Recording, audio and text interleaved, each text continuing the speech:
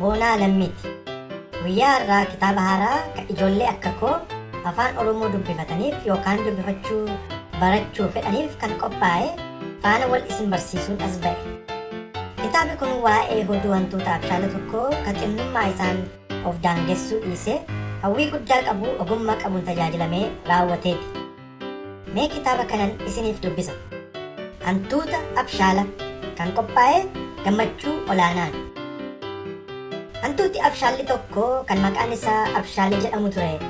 Hantuuti abshaalli kun gaaf tokko gara arbaa dhaqee intala kee natti heerumsiisii jedhee gaafate. Achi arbichi deebisee maal atu xinnoodha attamitti intala koo fuutaa jedheen. Hantuutichis deebisee ana yoon xinnoo ta'eyyuu abshaalummaa kootiin si gargaaruu nan danda'a jedheen. Guutummaatti kitaaba kana dubbifachuu yoo feetan kitaaba kana bitadhaa.